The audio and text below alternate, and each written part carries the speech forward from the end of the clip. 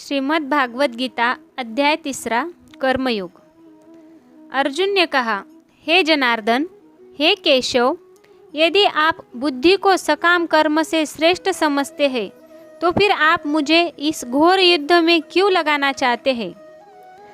आपके व्यामिश्रित अनेकार्थ उपदेशों से मेरी बुद्धि मोहित हो गई है, अतः कृपा करके निश्चय पूर्वक मुझे बताइए कि इनमें से मेरे लिए सर्वाधिक श्रेयस्कर क्या होगा।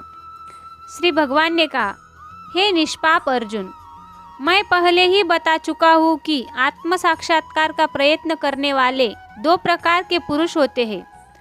कुछ इसे ज्ञान योग द्वारा समझने का प्रयत्न करते हैं तो कुछ भक्तिमय सेवा के द्वारा। न तो कर्म से विमुख होकर कोई कर्मफल से छुटकारा पा सकता है और न केवल संन्यास से सिद्धि प्राप्त की जा सकती है। प्रत्येक व्यक्ति को प्रकृति से अर्जित गुणों के अनुसार विवश होकर कर्म करना पड़ता है, अतः कोई भी एक क्षण भर के लिए भी बिना कर्म किए बिना रह नहीं सकता। जो कर्मेंद्रियों को वश में तो करता है, किंतु जिसका मन इंद्रिय विषयों का चिंतन करता रहता है वह निश्चित रूप से स्वयं को धोखा देता है और मिथ्याचारी कहलाता है। दूसरी ओर यदि कोई निष्ठावान व्यक्ति अपने मन के द्वारा कर्मेंद्रियों को वश में करने का प्रयत्न करता है और बिना किसी आसक्ति के कर्मयोग कृष्ण भावनामृत में प्रारंभ करता है तो वह अति उत्कृष्ट है। अपना नियत कर्म करो, क्योंकि कर्म न करने की अपेक्षा कर्म करना श्रेष्ठ है। कर्म के बिना तो शरीर निर्वाह भी नहीं हो सकता। श्री विष्णु के लिए यज्ञ रूप में कर्म करना चाहिए, अन्यथा कर्म के द्वारा इस भौतिक जगत में बंधन उत्पन्न होता है। अतः हे कुंती पुत्र, उनकी प्रसन्नता के लिए अपने नियत कर्म करो, इस तरह तुम बंधन से सदा मुक्त रहोगे। सृष्टि के प्रारंभ में समस्त प्राणियों के स्वामी प्रजापति ने विष्णु के लिए यज्ञ सहित मनुष्य तथा देवताओं की संततियों को रचा और उनसे कहा, तुम इस यज्ञ से सुखी रहो, क्योंकि इसके करने से तुम्हें सुखपूर्वक रहने तथा मुक्ति प्राप्त करने के लिए समस्त वंचित वस्तुएं प्राप्त हो सकेंगी। यज्ञों के द्वारा प्रसन्न होकर देवता तुम्हें भी प्रसन्न करेंगे और इस तरह मनुष्य तथा देवताओं के मध्य सहयोग से सबों को संपन्नता प्राप्त होगी। जीवन की विभिन्न आवश्यकताओं की पूर्ति करने वाले विभिन्न देवता यज्ञ संपन्न होने पर प्रसन्न होकर तुम्हारी सारी आवश्यकताओं की पूर्ति करेंगे, किंतु जो इन उपहारों को देवताओं को अर्पित किए बिना भोगता है वह निश्चित रूप से चोर है। भगवान के भक्ति सभी प्रकार के पापों से मुक्त हो जाते हैं, क्योंकि वे यज्ञ अर्पित किए भोजन प्रसाद को ही खाते हैं। अन्य लोग जो अपने इंद्रिय सुख के लिए भोजन बनाते हैं वे निश्चित रूप से पाप खाते हैं। सारे प्राणी अन्न पर आश्रित है, जो वर्षा से उत्पन्न होता है। वर्षा यज्ञ संपन्न करने से होती है और यज्ञ नियत कर्म से उत्पन्न होता है। वेदों में नियमित कर्मों का विधान है और ये वेद साक्षात श्री भगवान परब्रह्म से प्रकट हुए हैं। फलता सर्वव्यापी ब्रह्म यज्ञ कर्मों में सदा स्थित रहता है। हे प्रिय अर्जुन, जो मानव जीवन में इस प्रकार वेदों द्वारा स्थापित यज्ञ चक्र का पालन नहीं करता वह निश्चय ही पापमय जीवन व्यतीत करता है। ऐसा व्यक्ति केवल इंद्रियों की तृप्ति के लिए व्यर्थ ही जीवित रहता है, किंतु जो व्यक्ति आत्मा से ही आनंद लेता तथा जिसका जीवन आत्म साक्षात्कार युक्त है और जो अपने में ही पूर्णतया संतुष्ट रहता है, उसके लिए कुछ करणीय कर्तव्य नहीं होता। स्वरूप सिद्धि व्यक्ति के लिए न तो अपने नियत कर्मों को करने की आवश्यकता रह जाती है, न ऐसा कर्म करने का कोई कारण ही रहता है। उसे किसी अन्य जीव पर निर्भर रहने की आवश्यकता भी नहीं रह जाती। अतः कर्म फल में आसक्त हुए बिना मनुष्य को अपना कर्तव्य समझकर निरंतर कर्म करते रहना चाहिए, क्योंकि अनासक्त होकर कर्म करने से उसे परब्रह्म परम की प्राप्ति होती है। जनक जैसे राजाओं ने केवल नियत कर्मों को करने से सिद्धि प्राप्त की। अतः सामान्य जनों को शिक्षित करने की दृष्टि से तुम्हें कर्म करना चाहिए। महापुरुष जो आचरण करता सामान्य व्यक्ति उसी का अनुसरण करते हैं, वह अपने अनुसरणीय कार्यों से जो आदर्श प्रस्तुत करता है संपूर्ण विश्व उसका अनुसरण करता है।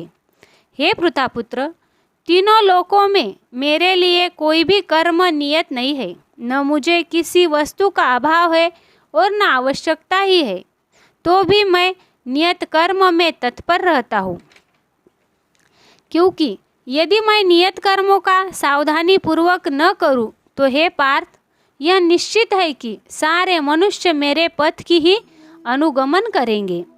यदि मैं नियत कर्म न करूं तो ये सारे लोग नष्ट हो जाए, तब मैं अवांछित जन समुदाय वर्ण संकर को उत्पन्न करने का कारण हो जाऊंगा और इस तरह संपूर्ण प्राणियों की शांति का विनाश बनूंगा। जिस प्रकार अज्ञानी जन फल की आसक्ति से कार्य करते हैं, उसी तरह विद्वान जनों को चाहिए कि वे लोगों की उचित पथ पर ले जाने के लिए अनासक्त रहकर कार्य करें।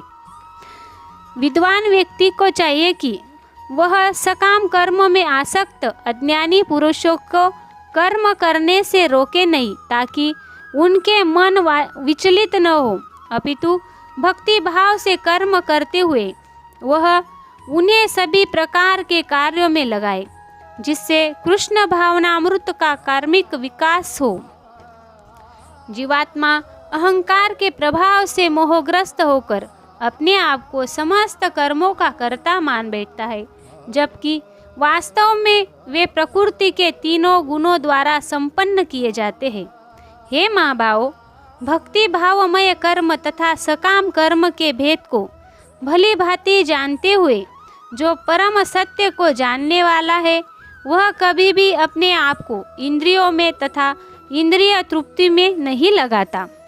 माया के गुणों से मोहग्रस्त होने पर अज्ञानी पुरुष पूर्णतया भौतिक कार्यों में संलग्न रहकर उनके आसक्त हो जाते हैं।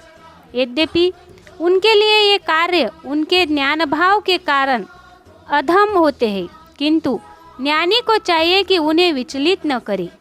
अतः हे अर्जुन, अपने सारे कार्यों को मुझ में समर्पित करके मेरे पूर्ण ज्ञान से युक्त होकर लाभ की आकांक्षा से रहित, स्वामित्व के किसी दावे के बिना तथा आलस्य से रहित होकर युद्ध करो। जो व्यक्ति मेरे आदेशों के अनुसार अपना कर्तव्य करते रहते और ईर्ष्या रहित होकर इस उपदेश का श्रद्धा पूर्वक पालन करते हैं, वे सकाम कर्मों के बंधन से मुक्त हो जाते हैं।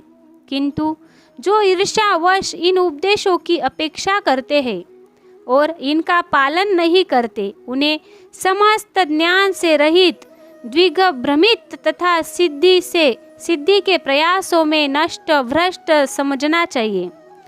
ज्ञानी पुरुष भी अपनी प्रकृति के अनुसार कार्य करता है, क्योंकि सभी प्राणी तीनों गुणों से प्राप्त अपनी प्रकृति का ही अनुसरण करते हैं। भला दमन से क्या हो सकता है? प्रत्येक इंद्रिय तथा उसके विषय से संबंधित राग द्वेष को अव्यवस्थित करने के नियम होते हैं। मनुष्य को ऐसे राग तथा द्वेष से वशीभूत नहीं होना चाहिए, क्योंकि ये आत्म साक्षात्कार के मार्ग में अवरोध है।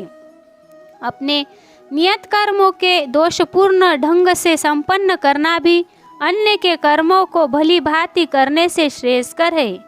स्वीय कर्मों को करते हुए मरना पराये कर्मों में प्रवृत्त होने की अपेक्षा श्रेष्ठतर है, क्योंकि अन्य किसी के मार्ग का अनुसरण भयावह होता है। अर्जुन ने कहा, हे वृष्णिवंशी, मनुष्य न चाहते हुए भी पाप कर्मों के लिए प्रेरित क्यों होता है?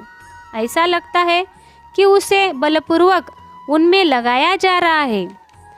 श्री भगवान ने कहा, हे अर्जुन, इसका कारण रजोगुण के संपर्क से उत्पन्न काम है, जो बाद में क्रोध का रूप धारण करता है और जो इस संसार का सर्वभक्षी पापी शत्रु है। जिस प्रकार अग्नि धुएं से, दर्पण धूल से अथवा भ्रूण गर्भाशय से आवृत्त रहता है, उसी प्रकार जीवात्मा इस काम की विभिन्न मात्राओं से आवृत्त है। इस प्रकार ज्ञानमय जीवात्मा की शुद्ध चेतना उसके काम रूपी नित्य शत्रु से ढकी रहती है, जो कभी भी तुष्टि नहीं होता और अग्नि से सामना अग्नि के समान जलता रहता है। इंद्रिया, मन तथा बुद्धि इस काम के निवास स्थान है। इनके द्वारा यह काम जीवात्मा के वास्तविक ज्ञान को ढककर उसे मोहित कर लेता है। इसलिए हे भरतवंशियों में श्रेष्ठ अर्जुन, प्रारंभ में ही इंद्रियों को वश में करके इस पाप के महान प्रतीक काम का दमन करो और ज्ञान तथा आत्म साक्षात्कार के इस विनाशकर्ता का वध करो। कर्मेंद्रिया जड़ पदार्थ की अपेक्षा श्रेष्ठ है। मन इंद्रियों से बढ़कर है, बुद्धि मन से भी उच्च है और वह आत्मा बुद्धि से भी बढ़कर है।